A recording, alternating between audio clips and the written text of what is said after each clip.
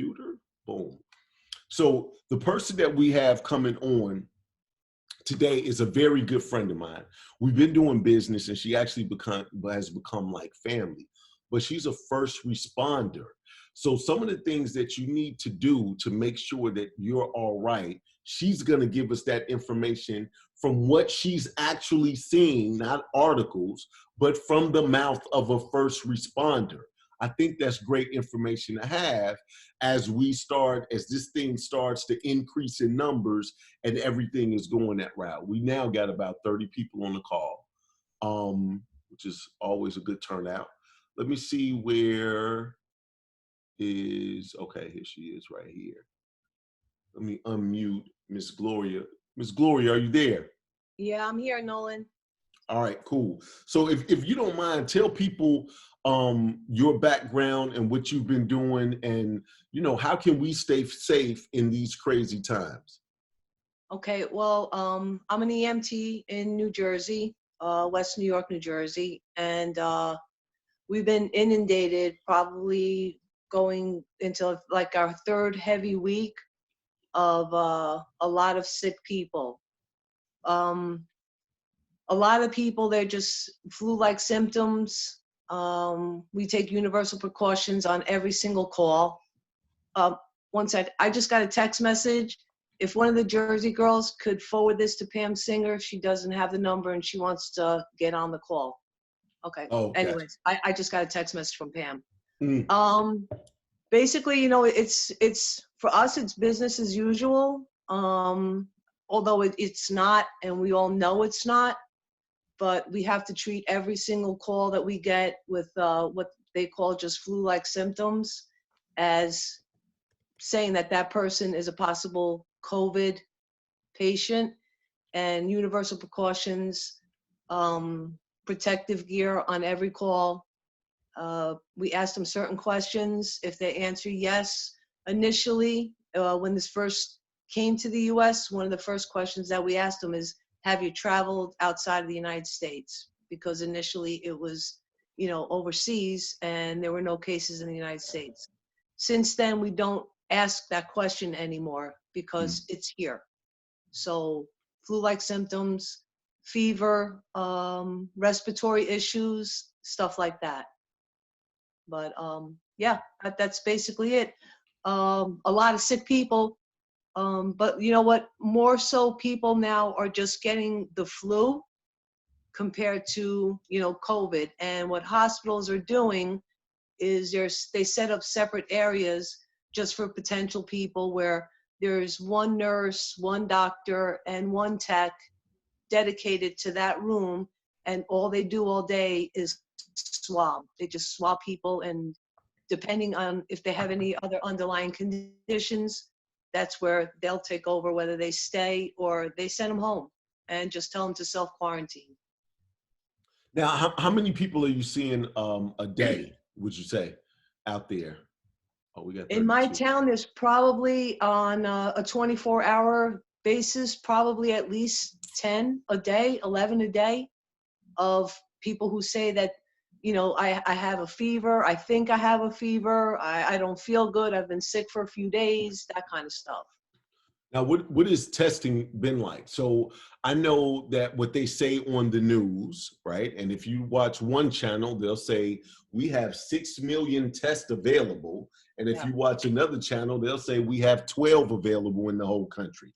Right. So when you go out there and you talk to people, what does testing look like? Do you guys have tests available or what? No, what we do is, there's usually, for every call that we go on a normal basis, we always have a police officer with us that comes in with us, because you never know what you're going into.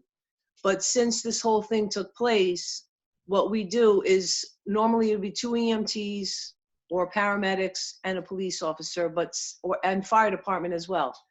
What we do now is 1 EMT only goes in.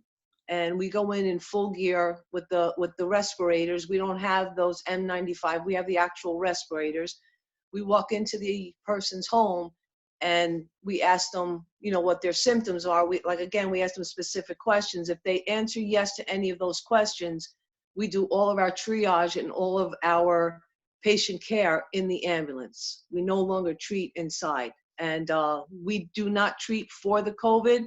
We just take their symptoms, put a mask on them to protect us and everyone else, outside of them spreading it or coughing or something like that. But we don't do the testing. Okay. How many more people is it like ramping up from that standpoint? Like how many more people are you starting to get that's thinking that they have this? And how many more confirmed are you actually getting? Well, we're not, and that's the bad part about it, because of HIPAA, Mm-hmm. we are not allowed to know whether that person has it or not. Mm. And it's not only for that, it's bad. I mean, there are times that we have calls and, if the patient doesn't want to tell us that they're sick, or if the patient doesn't want to tell us, like, for instance, if they're, HIV positive, or if they have Right. TB, or if they have Ebola, there's, because I dealt with the whole Ebola crisis years ago, and it was the same thing. Like, you don't have to tell us you're sick. And Right. that's the sad part about being a first responder. And twofold on that is, when we get them to the hospital doesn't have to tell us they tested positive. So we have to assume on every call that person is sick. So what we do is then we bring the rig back and we decon ourselves and we decon the truck. Okay. Yeah. So this thing is really starting to get out of hand, and people are needing to go and get last minute supplies and such. So if you have to go out, do you have any tips of things that we could do to make ourselves that much safer? And the reason I ask is because everybody wants to know something, right? And so, like, it seems like, people take pride in not knowing this or not knowing that, or knowing this and knowing that. Um, is a mask helping? Is a mask not helping? Which mask should I get? What does that look like? And that's the thing about masks. I mean, the masks we have a shortage of masks, and I guess everybody knows that now by, watching the news. And the funny thing is, a big company that does do our masks, it's called 3M. That's the name of the company, Yeah. and they're out of China, which Right. is really ironic. Right. But they're doing mass productions now. But up until, still going on now, we have a shortage of masks Yeah. as first responders. And the mask, I can understand if you wear a mask only if you're sick. If you're sick, you put the mask on. Because for me to put a mask on my face, now remember, you can get the virus one of three ways: through your eyes, your nose, and your mouth. And if it's in your hands and you rub your eyes and it goes in your eye, or you touch your mouth or something like that. So there's a lot of different things on how long the virus lasts, or how long if someone is confirmed, even if they're just sick with a flu, it doesn't have to be COVID, and they touch the shopping cart, which is a great thing because a lot of people are touching shopping carts. There is nothing 100% proof as far as how long that lasts on that certain item. So Right. if you're sick, then you protect yourself against you giving it to a perfectly healthy person. Now, initially it was only the old folks, and we have a couple of old folks homes, apartment buildings where I work. And on every single call, whether we were going there for a sick call or a respiratory call or a cardiac call or a simple fall, like somebody could just fall, like, because old folks, unfortunately, they fall a lot. And we get a lot of those calls too. We take universal precautions in those homes, because if we're sick with flu, or we don't want to pass it on to the seniors. Right. So as far as the mask is concerned, I don't think it would protect you 100% all the time. You wearing the same mask over, you're getting germs on that mask. You take the mask off, you put it down. You don't know if there's germs on that mask. I would put masks on sick people and not healthy people. As a first responder, we're using it to protect ourselves. But for the, somebody like you, there's no reason why you would need to go out and wear a mask. I mean, Okay. that's my opinion. I'm not Okay. God. That's my opinion. Right. Absolutely. Absolutely. So Aronde just asked, and I have a answer for it myself, but I want to see what you have. Is it true that this social distancing and quarantining could go on for 4 to 8 weeks? Probably. Uh, Yep. and again, this is my opinion. As long as the numbers are going up in the United States or in any country, that means that I would think that this is going to go on for a bit. I really do. And when the numbers, I think, start going down, or there's no more fatalities and there's no more people going to the hospital, and things are starting to decline, I think that this thing is going to be going on for a while. Yes. And as long as people don't listen, people, they're just not listening. You see what's going on in Miami right now, or in Florida right now, where all those knuckleheads are on the beach, and you know what's going on there, and it's sad, and they think it's a joke. And Right. my opinion, it's not a joke. It's no reason to get like nuts about it, but just listen to what is being said. When the federal government says we need to do this, they're doing it for a reason, because they don't want operations to close because everyone's losing money. So again, it's my opinion. Right. And so even Catherine said months, and I'm thinking months as well, because we Could be. don't really have a handle on it. We don't even know where we are. So Exactly. what are some of the things that we could do just to, besides just washing our hands, or is there anything else that you can add from that standpoint? Just like I said, just listen to what is being told by not the news media. But one big thing I do want to say, and it's so true. If you do have flu-like symptoms, if you just don't feel good, or something like that, don't go to the hospital.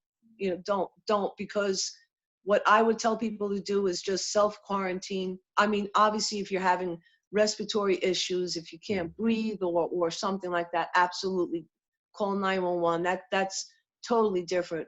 But if you have like a fever, just keep a watch on your fever. If you feel like you're feeling crappy for 3 or 4 days or 2 or 3 days, call your physician and listen to what your doctor says. If your doctor tells you to come in and get swabbed, or go to the hospital, then listen to it. And what's happening, and it's funny because this happened to us the other day. A guy came knocking on our building and he said, "I feel sick." So we were like, you know, call an Uber. I mean, an ambulance ride is like $800-900 here. I don't know what it's like where you guys live, but just to get in our ambulance is like $800. And we were like, "Listen, what symptoms do you have?" He's like, "I don't know. I feel sick." So we were like, "Well, call an Uber. I don't have any money." I said, so we told him, "Listen, just go to the hospital. This is really 911." He was very healthy looking. And then he said to us, he goes, "Well, what I could do is go home, call you, and you have to take me to the hospital." He was absolutely right, because you can't deny a patient. So we took him to the hospital, and it ended up like he was fine. Like, and that call at that time, someone in another building could be in cardiac arrest or having a stroke, or being a pedestrian struck by a car, where they really need 911. And I mean, I'm not saying, and it's a very thin line to tell a person call an Uber or take a taxi or something like that. But if you're seriously ill, and you're in respiratory wise, you're not feeling good, then that's different. But to someone to say, "Oh, I have a fever," or "I just don't feel good, I feel sick," self-quarantine. Right. That's really the answer. So Adam, I have an answer for Adam, because I've done some research on this. I've been researching it, and then I want you to chime in as well. Adam says, "Hey, it's Adam." Like, big surprise. I said it was Adam. Hi, Adam. He said, "I'm not sure if you can address this, but why is everyone talking about the deaths and not the people that are surviving? Percentage wise, the death rate is extremely low." Now, Adam, I totally get that. But what is low in comparison to the flu? Low, the flu is like 0.01% of the people die, right? Um, this is like 2 to 3% of the people die. So here's the thing: if we don't stop this thing from spreading, if we get 100 million people that have it, that means 2 to 3 million people will die. Looking at the stats of what they have right now, as opposed to 100 million people getting it and 100,000 people die, which is usually the regular ratio for the flu. So that 100,000 versus up to upwards of 3 million is a big difference, right? And so that's really why people are talking about the deaths from that standpoint, because it seems like 2 to 3%, but seems like it's nothing, but it's much higher than the flu or anything else that's out there. So what did you want to say, Gloria? Right. And I agree. And I think the reason why it's such a big thing about saying about how many deaths there are is, again, I think it's a media thing. I think that's how the media scares people, but it's scaring people that have conscience, like who are actually listening, and it's not scaring the people who are not listening because they're still obviously out and doing their thing and whatever. The turnaround, and then there are cases where people who have COVID have healed and and they're cured and stuff, and they don't talk much about that either. And I personally think that's a media thing. Like, as a first responder, whether you're EMS, PD, FD, nurses, doctors, I mean, even the people who are in there cleaning the hospitals and helping us clean our ambulances and stuff, the people think that we have a sick sense of humor because we think, we have to have some type of humor in this. And for us, it's, with the deaths and stuff, it's like, well, how many people lived? We always try to turn things around more in the positive. How many people came out of this? How many people self-quarantined? How many people have it and don't even know they have it? And they're treating themselves as if they had just the flu. They may have had COVID and healed and they're cured, So as far as Adam's question is concerned, I do agree with him. I think that if we talked more about how many people were cured by this and how many people, were not as affected as other people and died from it, I think mentally wise, it would be a little bit better, and people's thought process, and people would be less scared about it. I hear you, but I disagree, right? Because when you look at it from a standpoint of how do we get somebody to do the right thing? So if you want them to, because people are like, I'm strong like bull, right? I'm young, I'm not gonna die, but you don't know who you're giving it to, and it's already hard enough to get people to slow down. It says, this is from Miranda, he says, I also think they don't know their numbers. Talking deaths drives home the importance the media has spoken to people that have recovered or are recovering. But it's just one of those things. So that's just how do you do that? How do you get the importance out to say, look, you'll die. We don't have a cure. We don't have a vaccination. It's extremely contagious. It's airborne. We need you to isolate. If we didn't really talk about the deaths, what else could we talk about to make you stay your ass at home? Like, that's how I'm looking at it. Well, I think more than anything, it's the individual. I mean, you can't teach people things that they just don't want to learn.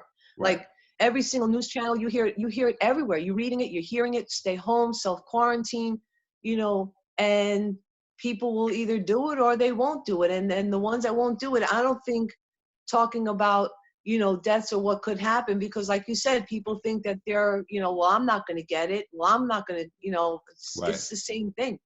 Some people are just knuckleheads and they just don't get it. Yeah, absolutely. People think it's just hype. That's what Sherry said. Yeah, absolutely. A lot of people do. So what do you want to leave us with? I have a couple of different ideas, but what do you want to leave us with?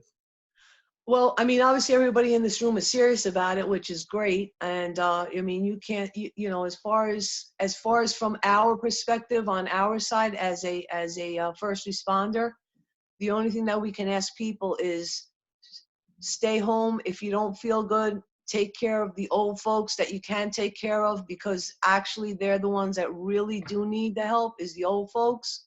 Right. Pay it forward, do something good, help your neighbor out if you can. And don't call 911 unless it's a real emergency, because we're really getting inundated with phone calls. And stay healthy. I mean, for myself, thank God I've been using a gel and a keeping myself healthy with that, and hydrated, and I take zinc, and that's been helping me. Sleep is another thing, but that just goes with what we do for a living. And I wouldn't do anything else except for being in the business that we're in. Oh, absolutely. You know what? This helps. This does help. Yeah, it does Right. help. It You can does, talk. You definitely can talk does. about that a little bit if you want. Sure. Go ahead. That's what I'm saying. You can talk about that if you want. Oh, A- okay. as far as this, and that it helps. I got some people. Hold Yeah, on. I got some people saying thank you, Gloria, for what you do. thank you. Um, I got somebody saying, Reggie Rusk is saying thank you for your service. So Thank you, Reggie. absolutely. I want to thank you for coming on. Taking. I think this is your only off day, correct? Oh, no, actually, I'm off until Monday. Oh, Well, really? I mean, hopefully I'm off until Monday. If anything changes, I can just get a call saying, come in, and Right. then just pack our bags, and we have to stay at the base, because if it becomes an emergency where the National Guard comes in, Yeah. then we're on 24/7 until this thing is over. Just like when with Sandy, it was the same way. I packed my bag and I didn't go home. I think it was maybe 6 days before I saw my house, and we were just running 24/7. So we don't Right. know. Yeah, I Okay. can get a call in an hour. All right. Well, Yeah, Sabrina said ditto. A couple of things. If you missed the first one, our very first one was with David Lovelace. He was talking about what you need to eat to build up your immune system. yeah, Some of the supplements and stuff you could take. That's why she started talking about this. yeah. She's on the gel. I'm on the gel. David is on the gel. This book is about the gel, and actually, that lady that you see right there is in this book, her testimonial. So it's all about trying to stay healthy, keeping your body strong. Aronde is going to be on tomorrow and talking about water from that standpoint. Bigger mistake is saying that a certain age group. Oh, he says, speaking of Aronde, um, actually, somebody else said, I think that's still Adam says, I can't agree more. Thank you, Gloria. Thank you, Unsung Adam. heroes. Thank Then you. Aronde says the bigger mistake was saying that a certain age group was less susceptible to the virus. The young already feel that they are invincible. Everyone needs to be mindful in the fight against the pandemic. Gloria, thank you for all that you do Thank you. to help those in need. So Thank absolutely. you. I And got and a and Aron is absolutely right. Because the healthiest person could end up getting sick with COVID. So you're 100% right on that. And there's also cases now where little children are getting it. So right. anyone can get it. You're absolutely right, Aron. And thank you all for your for your words. It does mean a lot to us. All right. So tomorrow, Aronde, he's a water expert. I know you like, what does that mean? I thought I was a water expert because I knew that I needed to get away from it because I drown and sink to the bottom immediately. But he literally knows how to filter water. Aronde, can I get an amen? He said, Aronde, can I get an amen? That's what Adam says. He deals with filtrations of water, so it makes your body much healthier. He's going to be talking about that tomorrow. Uh, uh, Catherine is on here as well. Catherine is going to be talking with me tomorrow as well. And if we really get on this lockdown, everybody really needs to hone in on what they're spending. And so we have a way for you to hone in and pull back what you are spending and saving you on the bills. I literally have it as a benefit. I've been talking to some team members today, and what we're going to do is we're going to extend this to each and every person. So it's not just a membership, but I want to make sure that you realize that you can save money on your bills. We're about to be in a time that we don't know how we're going to be making money. We have to pivot. We have to figure out how we can make money online, how we can network online, how we can meet people online that can help our businesses grow. And this may even force us to build an online platform to where we can generate online leads and prospects and business. So when we can open the doors and go back out and have a regular day, we can actually have two running. It says, when will you roll out the digital vault? The health directive is critical during this time. We'll be doing that very soon. We're just trying to get everything up and running right now, Ms. Sabrina. And that's literally that's something that's for our paying customers as well. This is something that we're just kind of rolling out for everybody that's attending these calls. So I want to say, hey, I want to thank everybody for being on the call. We are here every day at 5:30. If you know other positive people that's looking to figure out how we can grow, get to the next level in these trying times, definitely bring them to this call. This is an invite only call, but we are recording it. So if you missed the call, the only one I didn't record is the one with Charles Lewis, and we're going to redo that one ourselves. But today, actually this evening, the one from yesterday was Sherry Curran. You can go to upsocialnetwork.com and go to Next Up, and you'll see everything. Catherine said, good job, Gloria. Thank Gloria, you. man, Yes. you know I love you, girl, so everything is good. Right back at you. I appreciate you. So, hey, see you guys here tomorrow. Thank you guys for tuning in. And until next time, love to live to love, and be